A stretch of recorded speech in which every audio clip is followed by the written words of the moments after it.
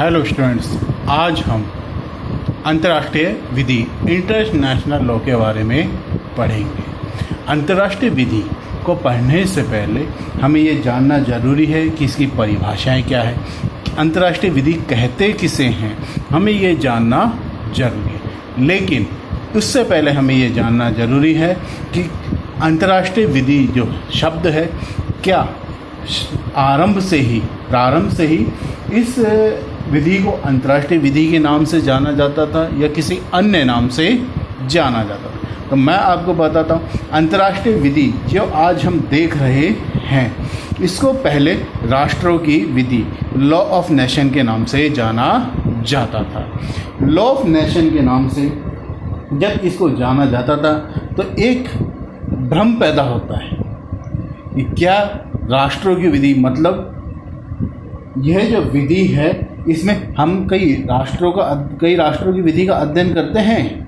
कई राष्ट्रों की विधि का अध्ययन, क्या कहा, अंतर्राष्ट्रीय विधि को पहले किस नाम से जानते थे? राष्ट्रों की विधि, लॉ ऑफ नेशन के नाम से जानते थे। लेकिन राष्ट्रों की विधि जो शब्द अगर हम देखते हैं तो इससे हमारे मस्तिष्क में हमारे ये भ्रम पैदा होता है कि राष्ट्रों की विधि, क्या कई राष्ट्रों की विधि का अध्ययन किया जा रहा है इस राष्ट्रों की विधि में? ऐसा नहीं है। तब 1789 में बेंथम के द्वारा पहली बार अंतर्राष्ट्रीय राष्ट्रों की विधि शब्दों के स्थान पर राष्ट्रों की विधि के स्थान पर किस शब्द का प्रयोग किया गया? अंतर्राष्ट्रीय विधि शब्द का प्रयोग किया गया। और तब से लेके आज तक इसे अंतर्राष्ट्रीय विधि के नाम से ही जाना जाता है। अब हम देखते हैं परिभाषा, डेफिनेशन में हम देखेंगे ओपेनहाइम की डेफिनेशन क्या कहती है अंतर्राष्ट्रीय विधि के बारे में। अंतर्राष्ट्रीय विधि के बारे में ओपेनहाइम कहते हैं परिभाषा में कि क्या है, राष्ट्रों की विधि या अंतर्राष्ट्रीय विधि उन रूढ़िजन्य तथा संधिबद्ध नियमों के समूह का नाम है जिन्हें राज्यों के द्वारा पारस्परिक संबंधों में वैध रूप से बाध्यकारी माना जाता है। क्या कह रहे हैं ओपेनहाइम? कहते हैं अंतर्राष्ट्रीय विधि क्या है? राष्ट्रों की विधि या अंतर्राष्ट्रीय विधि क्या है?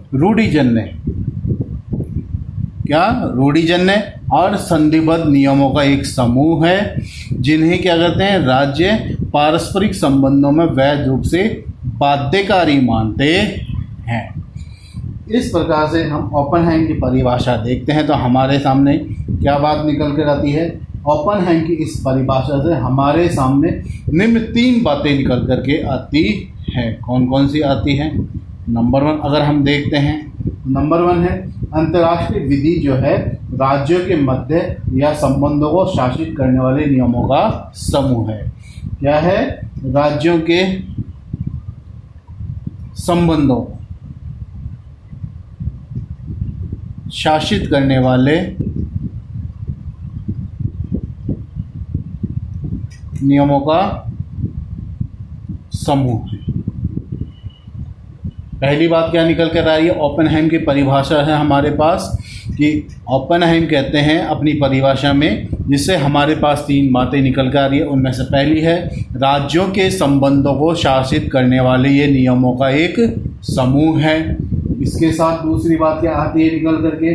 राज्यों द्वारा इन पारस्परिक संबंधों के नियमों को अपने पर बाध्यकारी माना जाता है। इन पारस्परिक संबंधों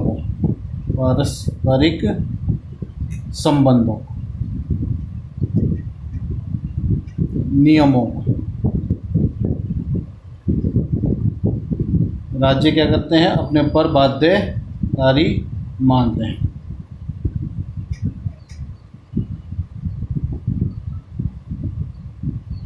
क्या दूसरी बात क्या निकल करके आई है? जो पारस्परिक संबंधों के जो ये नियम है, ये क्या है, राज्य इन्हें अपने ऊपर बाध्यकारी मान रहे हैं। इसके साथ ही तीसरी बात क्या निकल कर जाती है कि जो नियम हैं, ऐसे नियम क्या हैं, रूढ़ि और संधियों से बने हुए हैं। वापस से एक बार ओपेनहाइम की अगर हम परिभाषा देखते हैं, हमारे पास आता है क्या निकल करके, 3 बातें। कौन कौन सी? ओपेनहाइम कहते हैं कि राज्यों के संबंधों को शासित करने वाले नियमों का जो समूह होता है वो अंतर्राष्ट्रीय विधि है।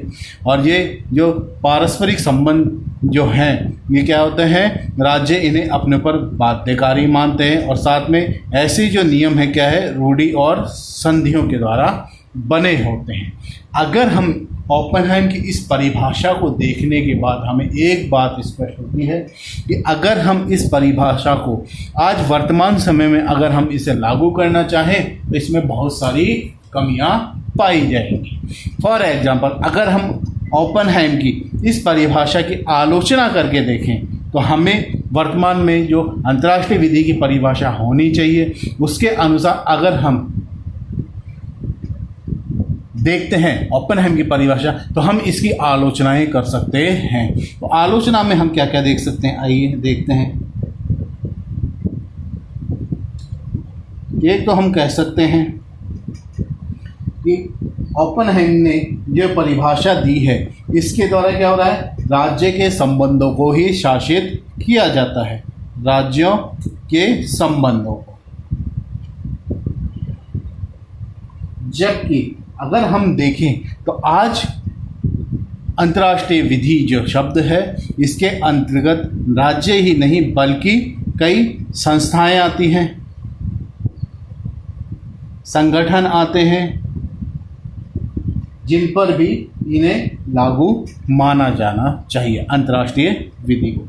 एक बार फिर अगर हम ओपेनहाइम की परिभाषा देखते हैं तो हमारे सामने निकल कर आती है कि ओपेनहाइम की परिभाषा जो अंतर्राष्ट्रीय विधि की है उसके अनुसार, ओपेनहाइम के अनुसार जो है ये केवल राज्यों के संबंधों को ही दर्शाती है। अगर मान लीजिए कोई अंतर्राष्ट्रीय संस्था या संगठन है तो उस पर कौन सी विधि लागू होगी, यह बात ओपेनहाइम की परिभाषा से स्पष्ट नहीं हो रही है। इसके साथ ही अगर हम देखते हैं कि अंतर्राष्ट्रीय विधि जो है व्यक्तियों को भी अधिकार प्रदान करती है, व्यक्तियों को भी अधिकार देती है। अगर अंतर्राष्ट्रीय विधि क्या है, व्यक्तियों को भी अधिकार देती है, लेकिन ओपेनहाइम की परिभाषा में कहीं पर भी व्यक्ति शब्द का यूज़ नहीं किया गया है, जिससे यह बात भी हमें क्लियर हो रही है कि ओपेनहाइम की परिभाषा जो है व्यक्तियों के अधिकारों पर भी या उनके दायित्वों के संबंध में भी लागू नहीं हो रही है।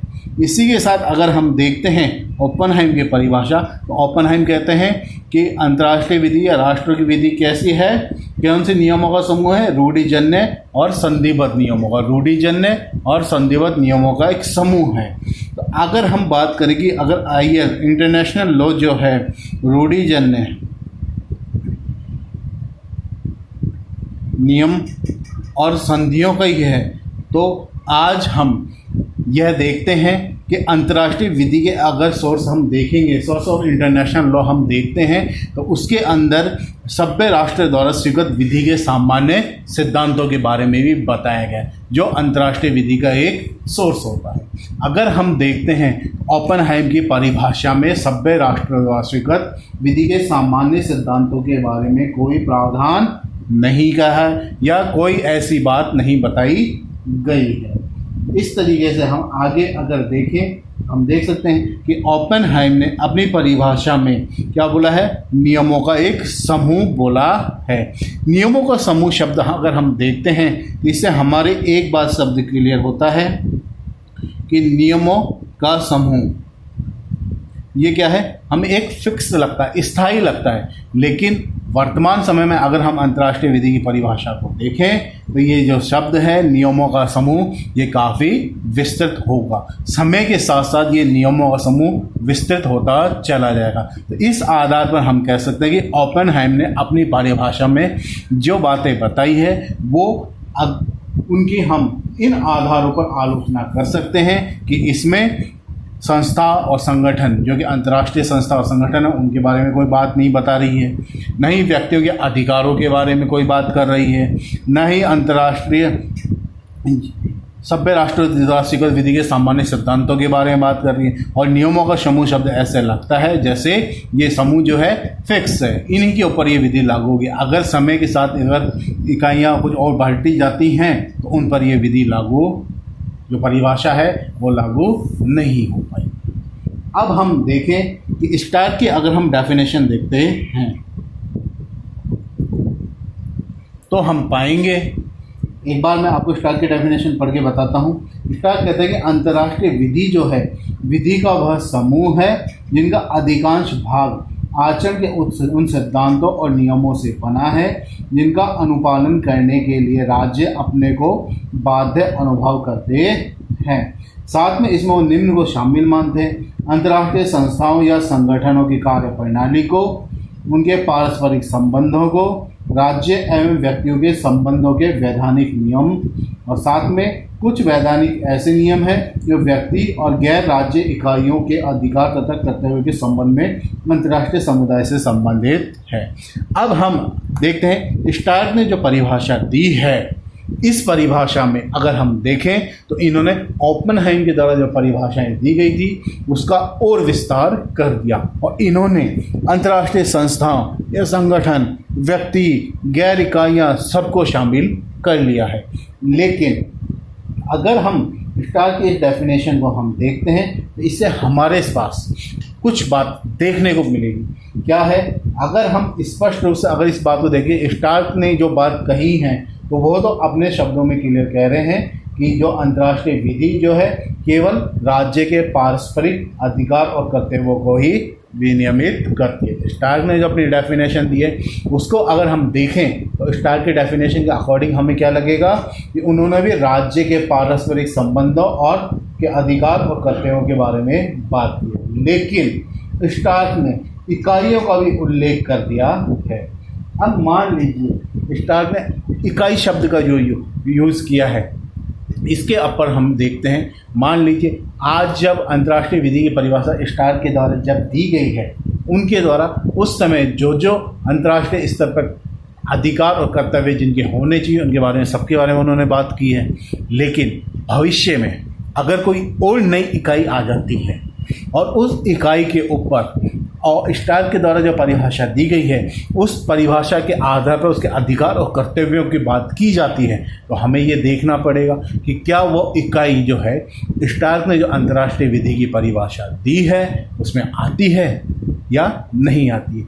अब मान लीजिए वो इकाई उसकी परिभाषा में नहीं आती है तो स्टार्क के द्वारा जो परिभाषा दी गई है वो भी कैसी होगी? अपूर्ण मानी जाएगी। आई बात समझ में? आगे हम देखते हैं सार्जेंट बर्गर।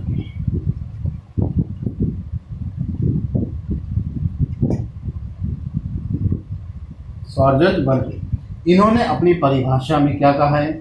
ये कहते हैं अंतर्राष्ट्रीय विधि उन विधिक नियमों का समूह है जो प्रभुत्व संपन्न राज्यों तथा ऐसी अन्य इकाइयों पर लागू होती है जिन्हें अंतर्राष्ट्रीय व्यक्तित्व प्राप्त है। सार्जेंट बर्गर ने भी क्या करा है? इन्होंने भी क्लियर कह दिया, स्पष्ट शब्दों में कह दिया, अंतर्राष्ट्रीय विधि क्या है? एक नियमों का समूह है। जो नियमों का समूह किसके ऊपर लागू हो रहा है? प्रभुत्व संपन्न राज्यों के ऊपर लागू होता है और साथ में किस पर हो रहा है? अन्य इकाइयों पर भी लागू होता है जिन्हें अंतर्राष्ट्रीय व्यक्तित्व प्राप्त हो। अब इस परिभाषा को अगर हम देखते हैं हम क्या पाएंगे? जब अंतर्राष्ट्रीय विधि किसी इकाई को अंतर्राष्ट्रीय व्यक्तित्व प्रदान करेगी या अंतर्राष्ट्रीय विधि किसी इकाई के अधिकार और कर्तव्यों को विनियमित करने के लिए सक्षम होगी तब उसके नियम उस इकाई पर लागू होंगे। मान लीजिए यदि अंतर्राष्ट्रीय विधि द्वारा किसी इकाई के अधिकार और कर्तव्यों को विनियमित करने के लिए सक्षम नहीं है या उसको अंतर्राष्ट्रीय व्यक्तित्व प्रदान करने में सक्षम नहीं है तो क्या उसके ऊपर अंतर्राष्ट्रीय विधि लागू होगी? ये भी एक हमारे लिए जानना जरूरी है। इस प्रकार से आज का जो हमारा विषय है अंतर्राष्ट्रीय विधि की परिभाषाएं, इसको मैं यहाँ समाप्त करता हूँ। धन्यवाद।